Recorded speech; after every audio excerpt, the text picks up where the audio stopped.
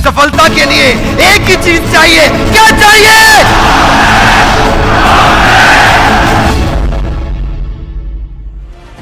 आज मैं कई ऐसे लोगों की बात कर रहा हूं जिनके जीवन से मुझे बड़ी इंस्पिरेशन मिली।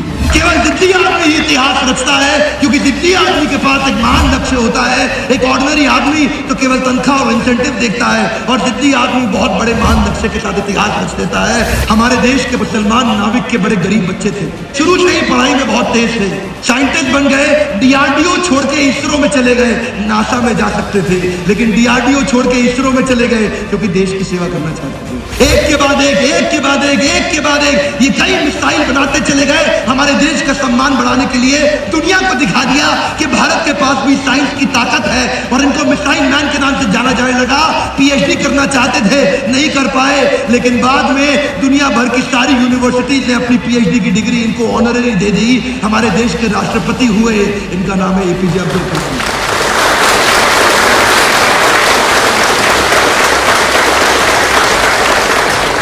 पूरी में एक और व्यक्ति है जिनसे मुझे बहुत सीखने को मिला, जो भगवद गीता को पूरी दुनिया में लेके गए। क्योंकि मैं मानता हूं बहुत सी वेस्टर्न किताबें होंगी मोटिवेशनल, लेकिन ईस्टर्न किताब पहली भगवद गीता है जो मोटिवेशनल सेमिनार दिया गया।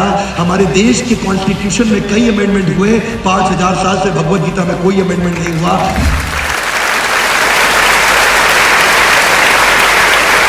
देसी भक्ति वेदांत स्वामी श्रील प्रभुपाद ये एक ऐसे व्यक्ति हैं जिन्होंने 70 साल की उम्र में, इनके गुरु का आदेश था इनके पास, 70 साल की उम्र में, जब सब लोग सोचते हैं 70 साल में रिटायर हो जाओ, ये रीट्राई करने निकले।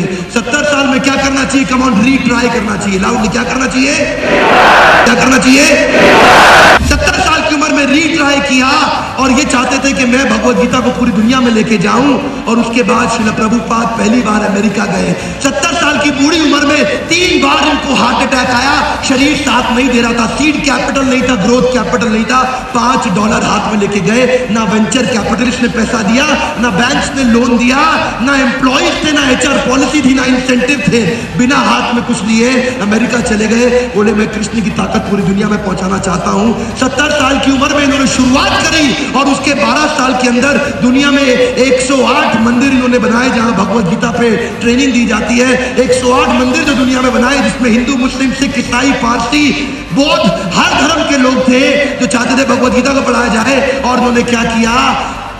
70 देश कवर कर लिए 70 साल की उम्र में। उस समय ट्रांसपोर्टेशन इतनी तेज नहीं थी, 2 घंटा सोते थे रोज, 2 घंटे से ज्यादा नहीं सोए, क्योंकि महान लक्ष्य लेके चले थे।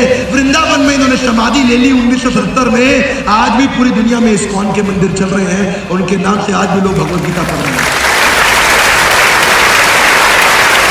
एक जिद्दी आदमी बहुत बड़े लक्ष्य के साथ चलता है।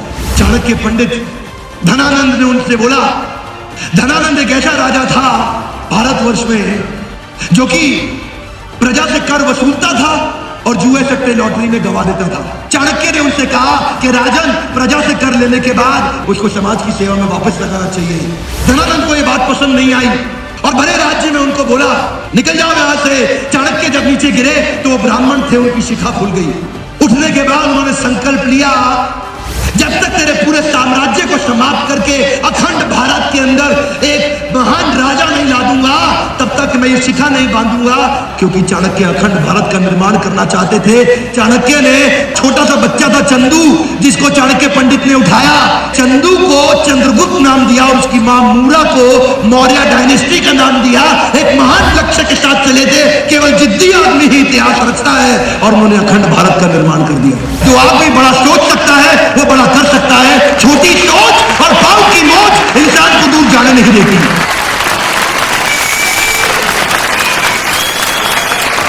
सफलता के लिए एक ही चीज चाहिए, क्या चाहिए? क्या चाहिए?